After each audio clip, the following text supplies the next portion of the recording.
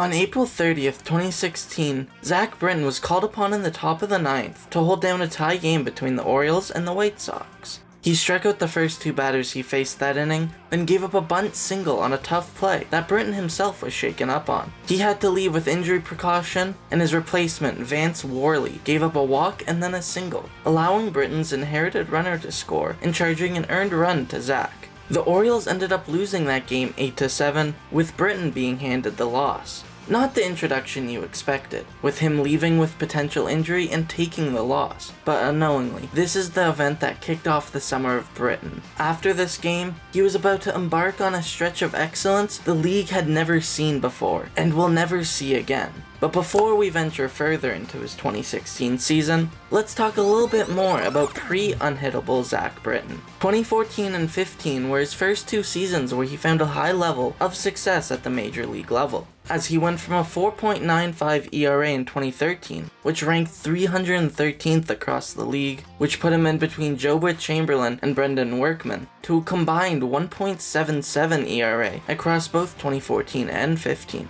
Putting him 6th across the majors, with Wade Davis leading the league during that time span with an ERA of 0.97. It seemed as if Britton had finally figured out major league hitters. After posting a combined 4.77 ERA during his first three major league seasons, from 2011 to 2013, and losing his spot in the starting rotation, he had finally learned to dominate, now from the bullpen. His key, the sinker. Coming up in 2011, Britton relied heavily on his fastball, using it 27% of the time, while mixing in sinkers 48% of the time, sliders 12% of the time, and changeups 13% of the time. As a starter, he had to work with a more balanced pitching arsenal so as to not become too predictable for hitters. Over the next two seasons, he leaned more on his fastball and slider rather than his sinker, as in 2012 his usage was 25% fastball, 44% sinker, 23% slider, and 9% changeup. And in 2013, it was 30% fastball, 38% sinker, 19% slider, and 13% changeup. As we already covered, he was brutal during this stretch.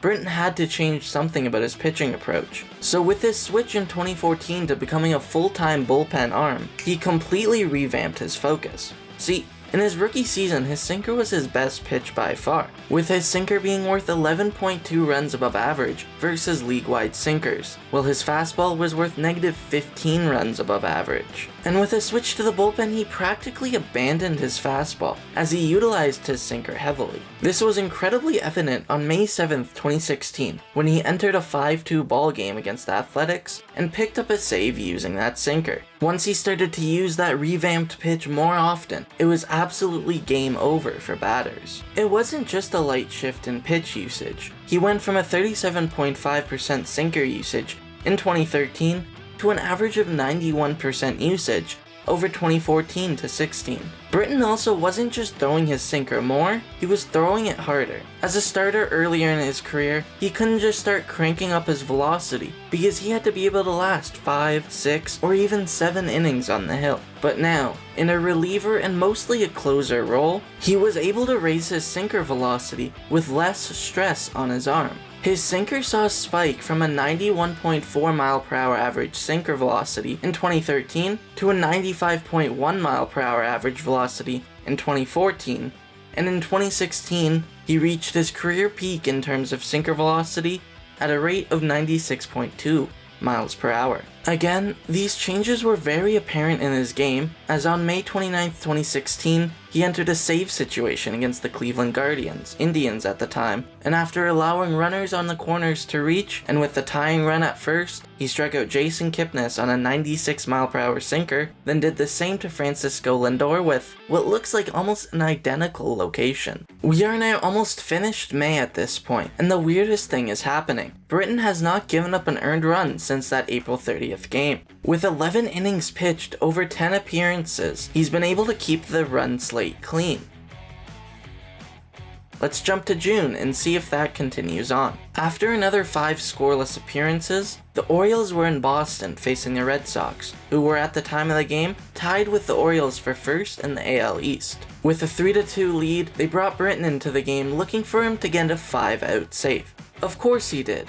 because as I said, it's the damn summer of Britton, baby, and 4 of his 5 outs were strikeouts, including one on now Hall of Famer David Ortiz, which just took 3 pitches. But I want to focus on the one out that wasn't a strikeout, a ground ball off the bat of Jackie Bradley Jr., which was weakly hit right at Britton. As a pitcher, you can't just plan to strike everybody out. Britton over his career had a 7.5 strikeouts per 9 and a 9.9 strikeouts per 9 in 2016. For the time, his Ks per 9 were elite, but not completely world dominating like his season was, as his K rate was in the 90th percentile. But with a 9.9 K rate, that means over a 9-inning stretch, he would need to get about 17 outs from other sources like flyouts, putouts, and such. His source? The ground ball. While throwing sinkers can produce strikeouts, their real value is in the ground balls they produce. And with a sinker with dramatic movement like Britton's, he produces a ton of ground balls. He led the league in ground ball rate at 80%, and with only 27.2% of pitches hit into play off Britton being considered hard hit, that means batters were hitting it on the ground a ton and they weren't hitting them hard,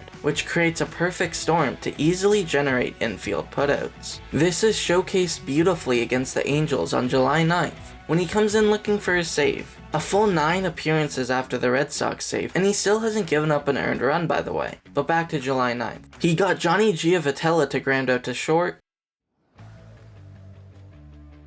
then Jet Bandy grounded out to Britton himself,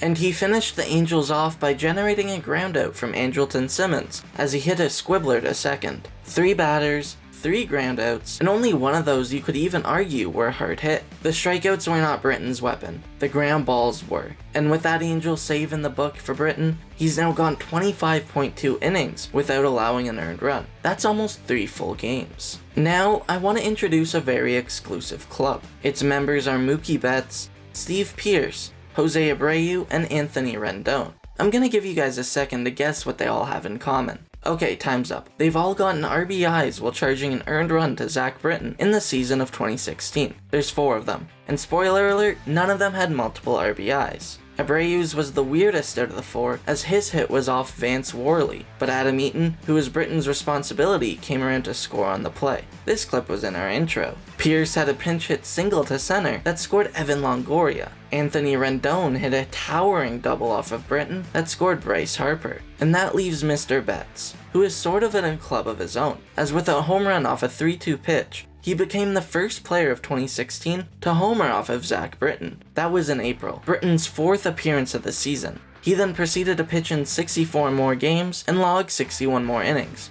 and just decided giving up home runs wasn't fun, so he just didn't, you know? Why don't more pitchers do this? But anyway, I guess he also didn't like giving up earned runs either, as the tally between everyone in the club was 4 RBIs, and that means across all of 2016, he just gave up 4 earned runs. But the summer of Britton isn't over yet, as we go to August 22nd, where Britton enters a save situation against the Nationals, with the score sitting at 4-3. Over 3.5 months out from his last earned run allowed on the 30th of April, and this was a big one. If he finishes off the save here, he would claim the record for the most consecutive scoreless relief appearances with 43. First batter, Danny Espinosa, and Britton gets him swinging at a sinker because what else was he gonna throw? Second batter, Ben Revere. Oh, nope, that is not Ben Revere. That's Chris Heisey. Just a broadcast mistake. But that's unimportant. Anyway, Ben Revere Heisey came up with a plan and swung first pitch, which against Britton's sinker is a bold strategy. One that didn't work for him,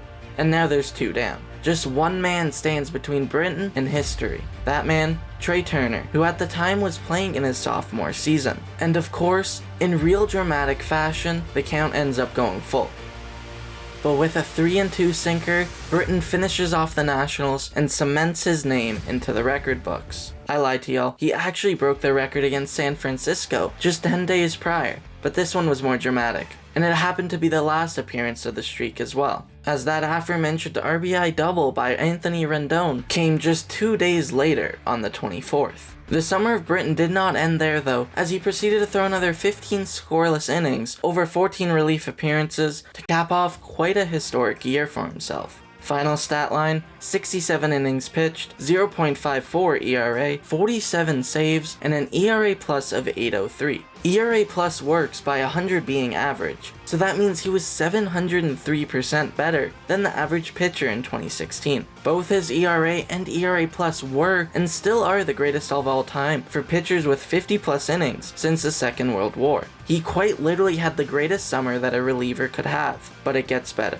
See, we are talking about summer, and in 2016, the summer stretch was from June 20th to September 22nd. So during the span of summer, Britton gave up one single run in 32 2/3 innings for an astronomical 0.28 ERA. I'm not even gonna fact check this claim, but I think we can all agree that this is the greatest summer a reliever ever had. So at the end of it, Britton utilized a revamped sinker, a league-leading ground ball rate, and a whole ton of resin to complete his season. And what a season it was. Success didn't follow Britton and the Orioles to the playoffs that year though, as Baltimore was walked off by Toronto in the 2016 AL wildcard game, with Britton not even being used. That decision honestly could be a video of its own. But that concludes the summer of Britton. I hope you all enjoyed it, and if you did, consider liking and subscribing. Also make sure to let me know down below what you all think of Britton's marvelous 2016 campaign, and click on the video to your left if you want to see more from me. I'll see you all later.